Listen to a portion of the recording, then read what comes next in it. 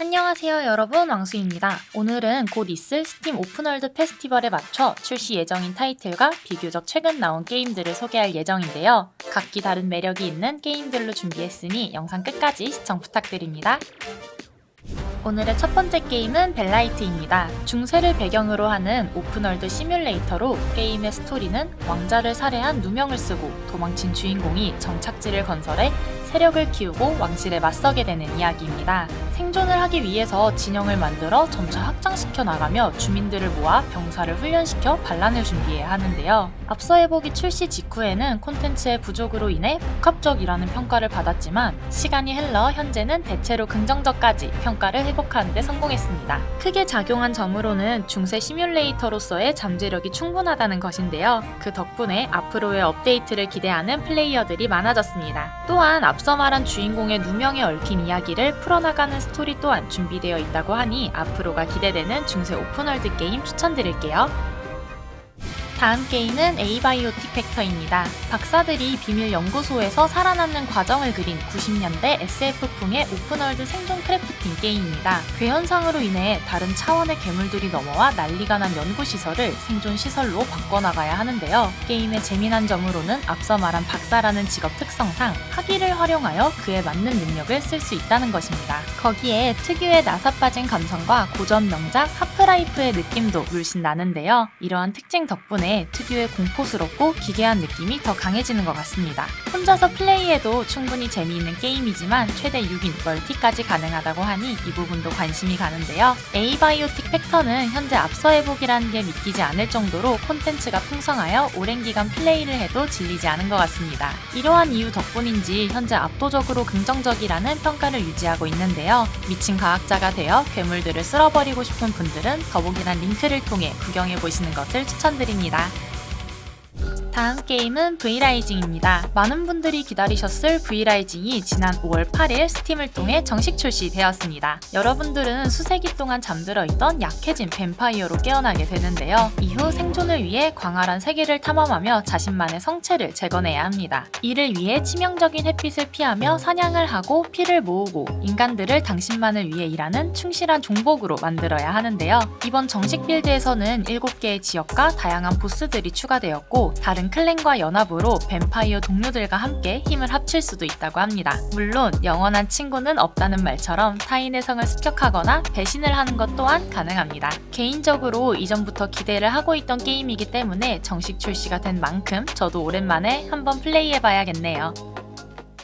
다음 게임은 플래닛 크래프터입니다. 최대 10인 멀티가 가능한 행성의 생태계를 변화시키는 우주 생존 오픈월드 게임인데요. 여러분은 외계의 행성을 찾아가 자원을 수집하고 기지를 건설하는 등 결과적으로는 행성을 테라포밍을 해야 합니다. 또한 외계 행성의 생소한 생태계가 잘 구현되어 있어 제작의 재미가 상당히 높은 편입니다. 광물 자원부터 씨앗, 음식, 곤충 등등 황폐한 땅을 식물의 다채로운 색상으로 채워지는 비주얼이 상당히 좋은 점 중 하나인데요. 외계 행성에서 살아가는 것이기 때문에 의외로 신경 써야 될 점이 많으니 파고들 요소도 상당한 점이 개인적으로 마음에 듭니다. 플래닛 크래프터는 4월 10일에 출시를 했으며 현재도 스팀에 체험판 플레이가 가능하니 한번 찍먹해보셔도 좋을 것 같네요. 관심이 가시는 분들은 더보기란 링크를 통해 구경해보시는 것을 추천드립니다.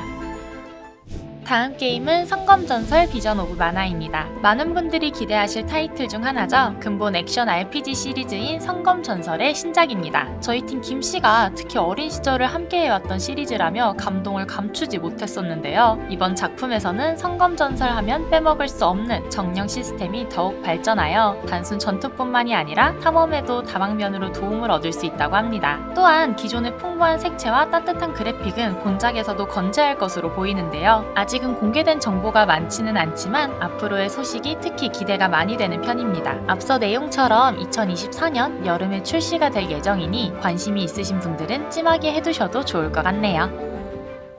다음 게임은 해리저스입니다. 내전으로 인해 혼란이 찾아온 한 국가를 배경으로 하고 있는 세미 오픈월드 액션 어드벤처 게임인데요. 이 지역은 내전뿐만이 아니라 현대식 무기로는 물리칠 수 없는 괴물들이 나타나는 무시무시한 곳입니다. 여러분들은 다른 시대에서 온 드론과 함께 검과 창 등의 독특한 무기를 사용해 괴물들을 해치우며 탐험을 이어나가게 되는데요. 거기에 더 특이한 점으로는 탐험에 있어 필요한 지도, 나침반, 퀘스트 표식도 없다고 합니다. 본능을 따르는 것도 모험의 일부라고 하는데요. 게임 진행이 불편할 수도 있을 것 같지만 거기에 맞는 레벨 디자인을 준비했다고 하니 기대가 됩니다. 해리저스는 2025년 출시 예정이라고 하는데요. 아직 많은 시간이 남았지만 그만큼 앞으로의 개발이 아주 기대가 되는 게임이었습니다.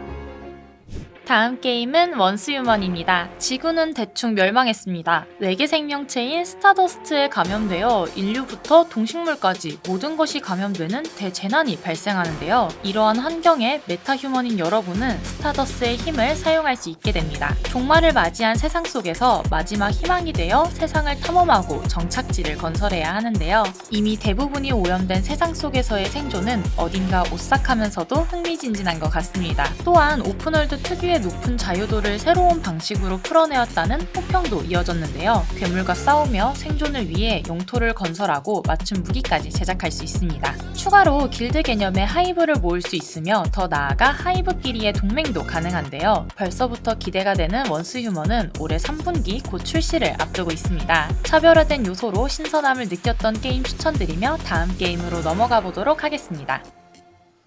오늘의 마지막 게임은 드래곤 에이지 드레드 울프입니다. 정통 RPG로 유명한 드래곤 에이지 네 번째 시리즈인데요. 2018년 처음 공개되면서 많은 팬들의 기대를 받은 작품입니다. 이번 작품은 전작과 달리 전투의 방식이 핵앤슬래시에 가깝다고 하는데요. 파이널 판타지 15와도 유사하다고 합니다. 또한 플레이어를 제외하고 다른 캐릭터를 임의로 조작하는 것은 불가능하며 능력만 선택해둘 수 있다고 하네요. 그리고 특별한 점으로는 드래곤 에이지 시리즈 중 처음으로 공식 한국어 번역과 자막을 지원한다고 합니다. 드래곤 에이지 드레드 울프는 올해 2024년 출시 예정이라고 하는데요. 저는 드래곤 에이지 시리즈를 제대로 즐겨본 적은 없지만 이번 기회에 해보고 싶을 정도로 기대가 됩니다.